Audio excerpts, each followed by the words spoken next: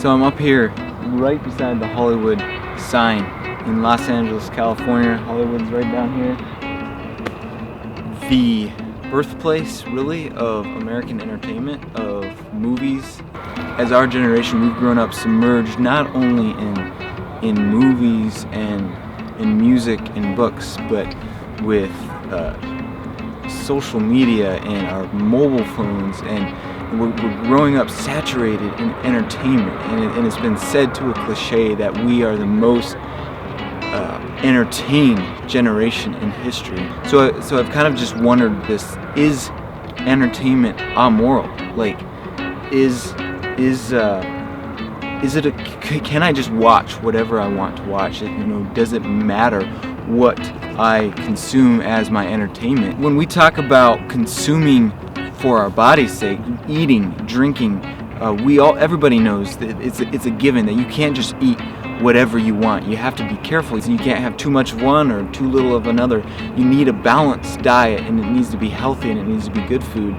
And you need to stay away from junk food if you want to live long into old age without too many aches and pains. You're going to need to be careful about what you eat.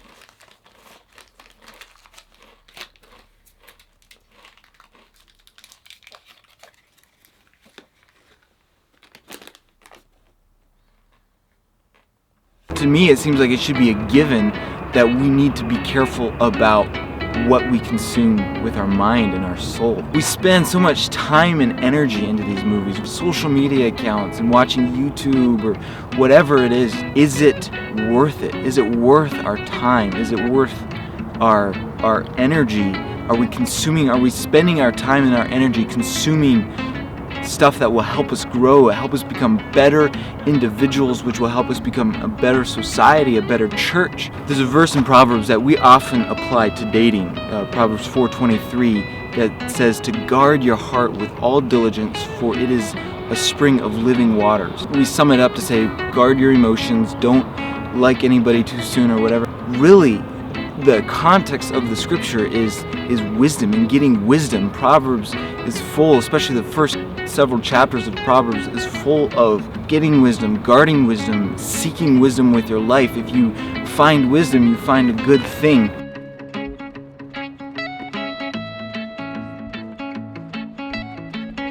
So really the picture that Solomon is getting at here is that your heart is a storehouse, it's a bank, and you're depositing information into your bank.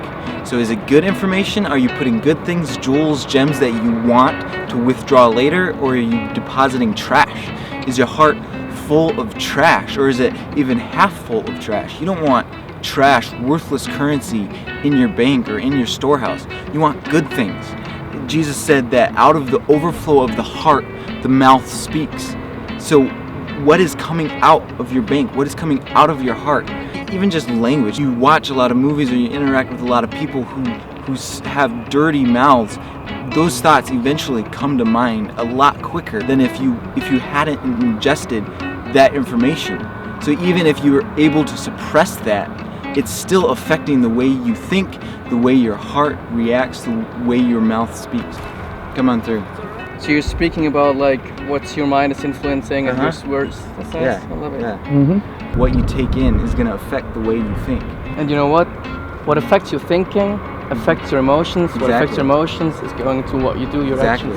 Exactly. The funny thing is, all the 30 minutes I walked this way, I was thinking about all this stuff. Are you serious? I know. Wow. That's like what I do, like in my profession. Okay. I'm an entrepreneur in Germany, Okay. so I have like a big organization in network marketing, and like I coach everyday people about this stuff. Okay. Wow. Yeah. That's nice. Yeah. That's Good pretty deal. cool. What's your name? Lucas, nice I'm to meet Christopher. you. Yeah. Nice to meet you. I'm Reagan. So my girl, she's waiting over there. Okay. So I have to run there, make some pictures, and run back. Okay. Even just from a philosophical point of view, I think it's undeniable that what we ingest in our minds and in our hearts affects our actions, it affects our thoughts, it affects our speech, and the way we think about each other, it affects our relationships. So you could say, well, as Christians, aren't all things permissible for me? But Paul also said that not all things are beneficial, are worth pursuing. Is it healthy to be ingesting this kind of information into our heart, into our bank, our storehouse? As Christians, we should pursue what is excellent because we're called to bear the fruit of Christ. But if we're filling our hearts with bad fruit or bad investments, that's not what's going to be coming out. Maybe so much of our struggles in relationship and in following Christ comes from bad investments into our heart. Think about the content that you entertain yourself with. Is this stuff that you want in your heart? Is it stuff that you want to affect your thinking? Is it something you want to invest your time and your thought into? It does matter, I think, what we watch and what we read and what we listen to. Because as Christians, we want to be thinking on what is excellent. It's hard enough to focus on Christ. It's hard enough to be pure within and to have good thoughts towards our neighbors, towards our friends. So I think we should fill our hearts with good stuff.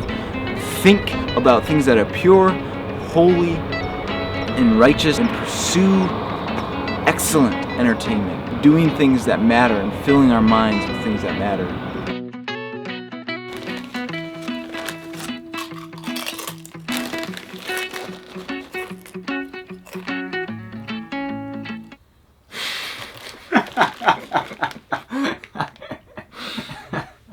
This is something I looked up.